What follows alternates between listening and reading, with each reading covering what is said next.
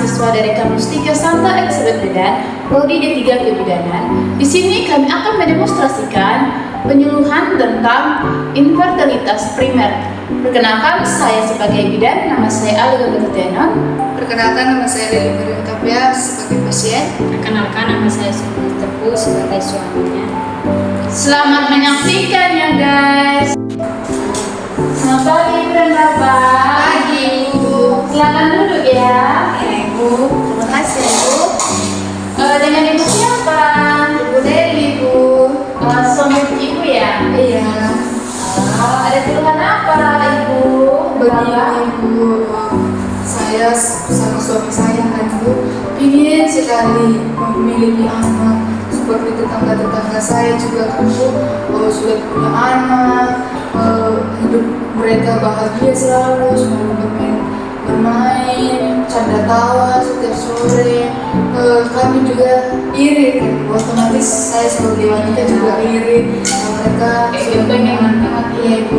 Jadi suasana di rumah juga ingin sekali ada terdengar suara panggilan mama, papa gitu Ibu. Udah berapa lama orang ibu dan bapak menikah ya? Sudah 5 tahun Ibu. Ya, cukup lama ya. Iya Ibu. Selama ini pernah nggak ibu dan bapak konsul ke dokter gitu, atau ke dokter spesialis atau ke bidan gitu masalah ini? Baru pertama kami Ibu ke bidan karena saya seorang pekerja kantoran dan suami saya juga bekerja kantoran. Kami sibuk akan pekerjaan kami sehingga kami jarang ketemu dan jarang pulang juga Ibu. Kadang kami jumpa cuma sekilas itu aja Ibu. Karena kami pun sudah capek dari kantor tidur begitu Ibu. Ya, ini pun juga bisa terjadi di bagian pasangan juga yang pernah juga mengalami hal tersebut seperti bapak dan ibu ya. Ini juga seperti kayak mereka sudah melakukan hubungan intim gitu kan, tapi belum juga berhasil untuk mendapatkan anak. Baik, di sini besok kami sebut dengan infertilitas primer ya. Iya Bu. Baik, di sini saya akan menjelaskan bagaimana itu infertilitas primer. Itu adalah suatu kondisi di mana suatu pasangan yang sudah mendapatkan anak atau mendapatkan kehamilan. Baik, di sini saya akan menjelaskan infertilitas primer. Ini ada beberapa faktor yang mempengaruhi ya penyebabnya, yaitu bisa terjadi di reproduksi seorang ibu atau di seorang bapak. Jadi di sini ada beberapa faktor yang saya akan menjelaskan. Jadi pertama saya menjelaskan dulu di ibu ya, alat reproduksi ibu. Dan juga yang pertama itu tuh ada gamut ovulasi. Jadi gamut ovulasi ini adalah suatu pelepasan telur atau induk telur atau bisa kami sebut dengan ovarium ya, yang terjadi di setiap bulan. Pernah nggak ibu nggak datang bulan? Pernah Ibu. Itu nggak datang bulan, 1 bulan itu nggak dapat gitu. Pernah sih Bu, karena saking lelahnya ya di kantor. Kadang haid saya dan menstruasi saya tidak teratur. Di bulan ini datang, di bulan depannya tidak datang. Tanggalnya juga beda Bu.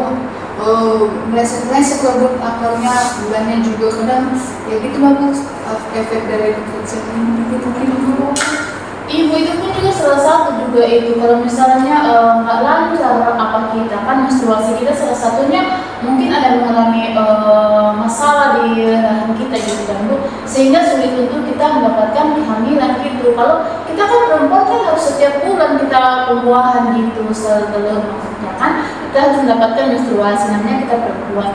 Kalau misalnya menstruasi kita tidak teratur gitu mendapatkan gitu, itu ada masalah di dalam apa kita atau sel telur kita gitu. Jadi kalau ada masalah gitu kayak harus cepat kita konsul ke bidan atau ke dokter gitu.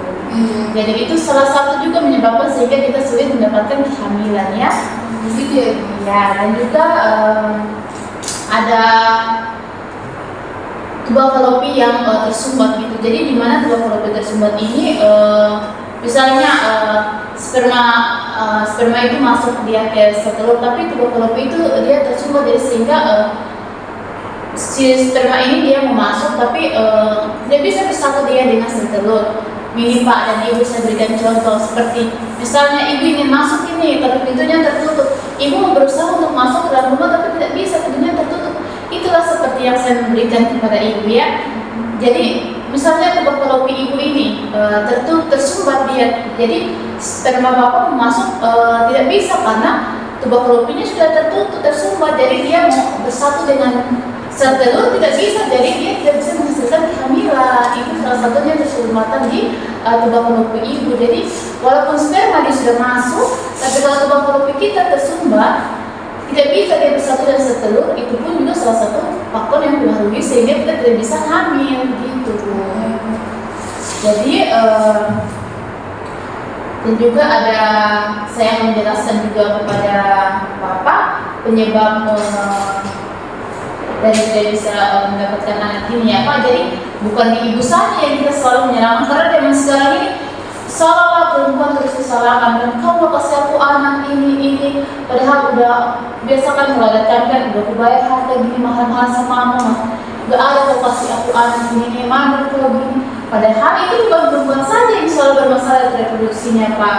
Bapak juga harus kita lihat dulu diri kita dulu di reproduksi kita. Jadi zaman sekarang kayak gitu, padahal ya sekarang kan kita harus kadang menyalahkan perempuan gitu, padahal bukan perempuan saja, laki-laki juga gitu ya Pak.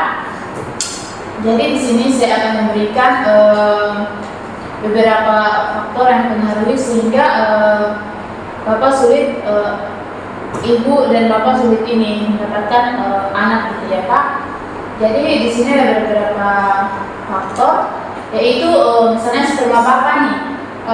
Mungkin di situ kualitas sperma bapak kurang terlalu sehat, sehingga dia tidak bisa kayak, kalau sehat itu kan harus dia kuat untuk masuk ke sini rahim ya, sel telur gitu, jadi harus kuat. Kalau misalnya sperma bapak dia sehat ya, loyo dia nggak, misalnya kayak mas kata ya, kayak loyo nggak terlalu cepat bisa gitu masuk, itulah bisa mengakibatkan dia tidak masuk bersatu dengan ovarium, sel telur gitu, yang mengakibatkan kehamilan.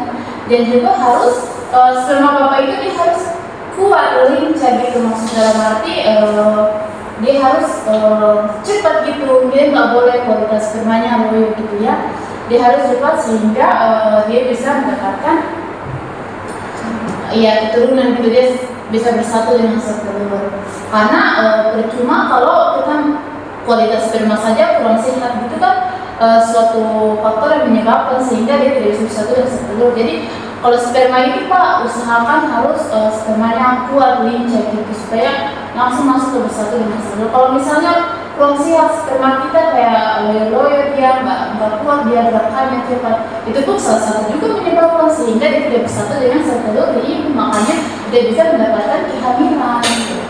Itu pun jadi di sini saya akan menjelaskan dari situlah apa penjelasan yang bisa saya berikan kepada bapak dan ibu.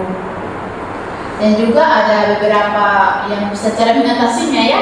Itu pun bapak dengan ibu jangan khawatir. Mungkin selama ini kan aku tahu orang bekerja itu kayak mana. Kadang dia bekerja lebih penting kerjanya, dia lupa dengan kesehatannya sendiri.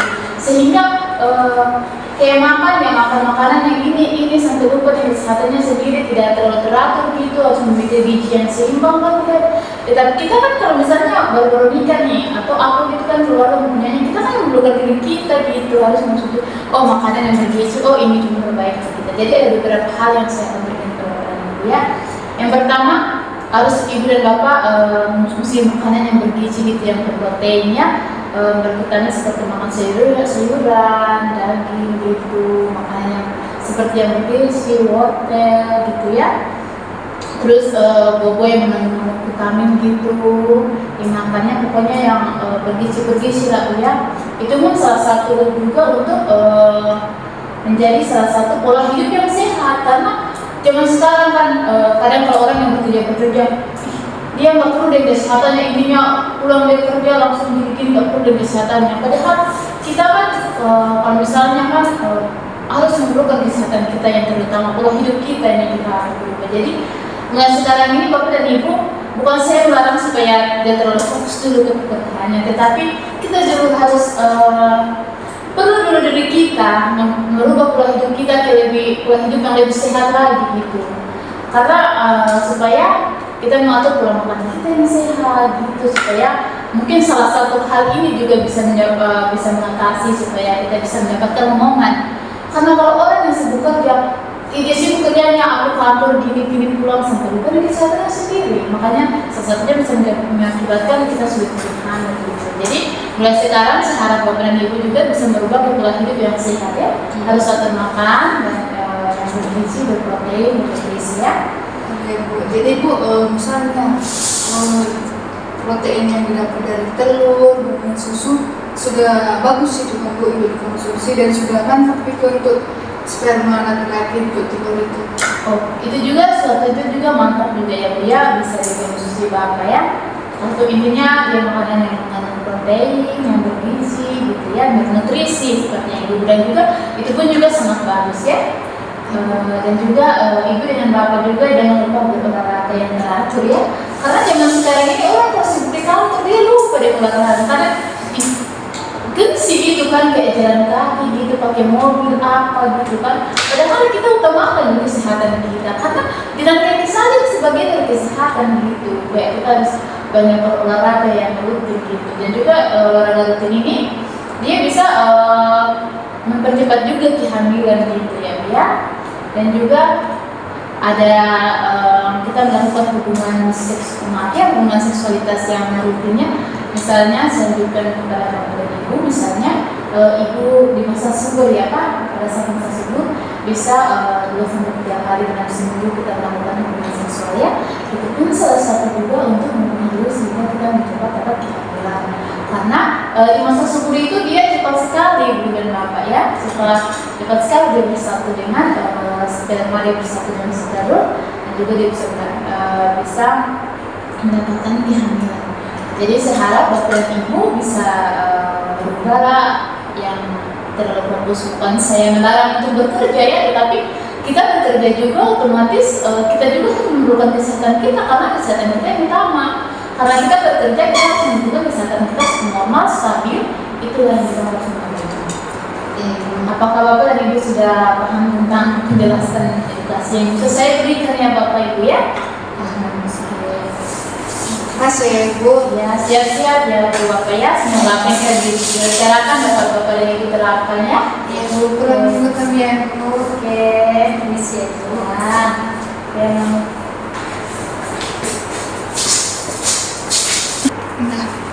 sekian dari video kami yang berjudul Infertilitas Primer. Baik, bila ada tutur kata kami yang kurang menyenangkan, kami mohon maaf. Salam Santa Elizabeth Medan. Sekian dan terima kasih.